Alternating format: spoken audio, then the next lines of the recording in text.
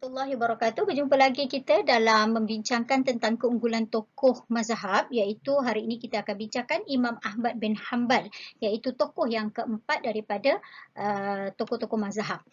Okey, dalam tajuk ini seperti biasa pelajar mesti dapat menyatakan riwayat hidup tokoh secara ringkas, kemudian menerangkan sumbangan tokoh dalam tamadun Islam, dan yang ketiga mengambil iktibar daripada keunggulan tokoh dan seterusnya dihubung kaitkan dengan kehidupan seharian. Apa tu Imam Ahmad bin Hanbal? Okey, nama penuhnya adalah Ahmad bin Muhammad bin Hanbal dan lahir pada 164 Hijrah di kota Baghdad iaitu Iraq, dan beliau meninggal pada tahun 241 Hijrah. Kunyah iaitu gelaran dia adalah Abu Abdullah. Okey, antara sifat peribadi yang boleh kita contohi, okey, apa sifat peribadi dia? Iaitu yang pertama, sentiasa menuntut ilmu walaupun telah mendapat gelaran imam yang masyhur. Ya, suka kepada ilmu. Kemudian yang kedua, memiliki sifat pemaaf yang sangat tinggi. Yang ketiga, banyak membaca dan juga menghafaz Al-Quran sejak berusia 9 tahun. Jadi kita boleh koreksi diri. Sejauh mana kita punya amalan dalam pembacaan dan juga menghafaz Al-Quran ketika usia begini.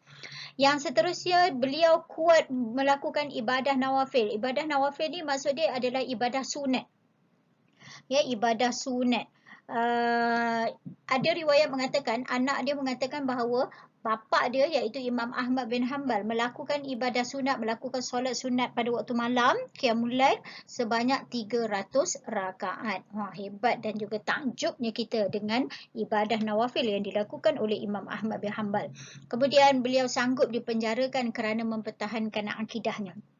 Okay, antara tokoh, antara guru yang tersohor Imam Ahmad bin Hanbal iaitu yang pertama Imam Syafi'i. Ya, Imam Syafi'i adalah gurunya. Kemudian Abu Yusuf Al-Qardi dan juga Hamad bin Khalid. Ini yang termasyhurlah guru. Spektrum ilmu berkenaan dengan kesungguhan Imam Malik dalam menuntut ilmu.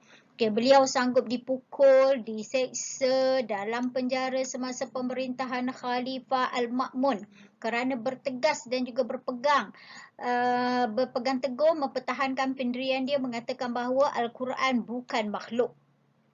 Ya, berkenaan dengan Al-Quran bukan makhluk memang banyak isu dekat situ. Okey, jadi dia mempertahankan bahawa dia kata Quran itu bukan makhluk, tetapi Quran itu adalah kalamullah yang qadim, yang lama, ya, sebagai wahyu Allah Taala. Okey. Kaedah yang digunakan pakai oleh Imam Ahmad dalam menentukan sesuatu hukum. Ini pandangan dia, ya. Dia telah menggunakan fatwa sahabat, kias dan juga istishab dalam menentukan suatu hukum. Jadi maknanya hukum yang ada dekat atas dunia ini dia terlalu luas, ya, terlalu luas. Jadi sumber pertama mestilah rujuk kepada Al-Quran, sunnah Rasulullah, lepas tu ijma' ulama' dan juga kias. Tetapi apabila benda-benda itu tidak ada membicarakan tentang hukum itu secara khusus, maka ulama' ini mereka telah mengeluarkan satu fatwa, ya. Samalah juga macam Imam Ahmad. Ya, Imam Ahmad, jadi dia telah menggunakan mengeluarkan sesuatu hukum, mengistimbatkan sesuatu hukum berdasarkan kepada sumbernya fatwa sahabat, kias dan juga istishab. Apa itu istishab?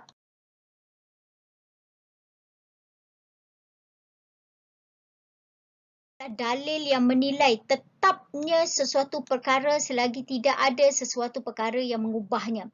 Arti kata lain ialah ketetapan pada masa lalu berdasarkan hukum asal, ya, terus menerus berlaku untuk masa kini dan akan datang.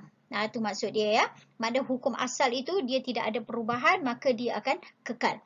Kemudian ada juga pendapat lain yang mengatakan bahawa ia adalah sesuatu keputusan yang dibuat oleh ulama mujtahid, ya, ulama yang ke belakang dalam menilai sesuatu perkara yang telah dikaji. Dia dah kaji, sumbernya adalah Al-Quran, kemudian As-Sunnah, kemudian mereka tidak menemui sesuatu dalil pun yang boleh mengubah hukumnya. Dalam kata tersebut, ulama mengekalkan suatu hukum itu dengan berasaskan hukum yang telah sedia ada kerana tiada sebarang dalil pun yang dapat mengubah hukum tersebut. Itu pendapat Imam Wahbah Al-Zuhaili, ya. Okey, contoh dalam mengeluarkan istishab tu, ya. Dia kata contoh dekat sini, seseorang dia mendakwa Muhammad ada berhutang dengan dia RM100 dan tidak ada bukti menunjukkan bahawa Muhammad itu berhutang. Maka tertuduh iaitu Muhammad terlepas daripada hutang tersebut kerana asalnya dia terlepas daripada sebarang bebanan ataupun tanggungjawab sehingga terdapat dalil yang menunjukkan dia berhutang. Inilah dia sumber daripada istishab, iaitu perkara yang asal tidak akan berubah selagi mana tidak ada dalil baru yang menunjukkan perubahan itu. Sumbangan Imam Ahmad. Ya, bila kita belajar tentang tokoh, kita kena tahu juga sumbangan dia kepada tamadun Islam. Iaitu yang pertama dari sudut karya, penulisan dia. Antara kitab yang ditulis oleh Imam Ahmad adalah kitab Al-Musnad, kitab At-Tarikh, kitab Al-Illah. Jadi kena ingatlah nama-nama karya ataupun kitab yang ditulis oleh Imam Ahmad. Kemudian beliau merupakan pengasas kepada mazhab Hambali, sempena nama dia. Kemudian mazhab Imam Ahmad bin Hanbal ini telah tersebar di antara negaranya adalah di Mesir, di Baghdad dan juga di Najat. Dan antara murid Imam Ahmad yang terkenal antaranya adalah Imam Hasan bin Musa dan juga Imam Hanbal bin Ishaq.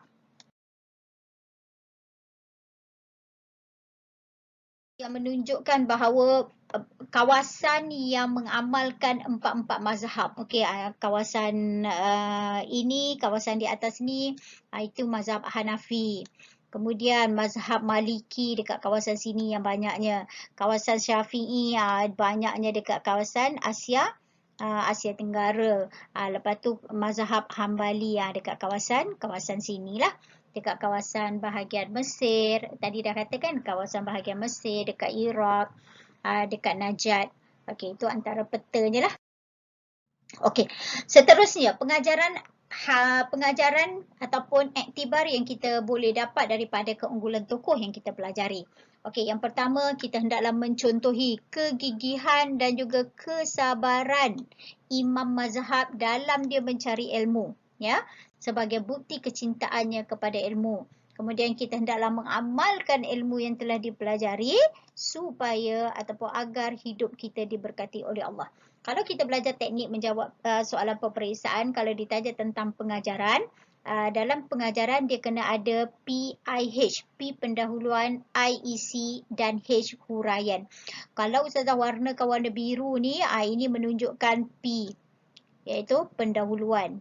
Kemudian isi dia mengamalkan ilmu yang dipelajari. Ini isi dia. Kemudian diwarnakan dengan warna ungu ni, agar ni adalah kata hubung. Ya, kata hubung untuk menjelaskan isi untuk huraian. Jadi kat situ cukuplah, lengkaplah. Kena ada pendahuluan, isi dan juga huraian. Kita hendaklah mengamalkan ilmu yang dipelajari agar hidup kita diberkati oleh Allah SWT. Okey, itu sajalah untuk tajuk Imam Ahmad bin Hanbal. Kita belajar, seterusnya kita amalkan dalam kehidupan harian, mencontohi sifat peribadi yang ada pada tokoh. Assalamualaikum warahmatullahi wabarakatuh.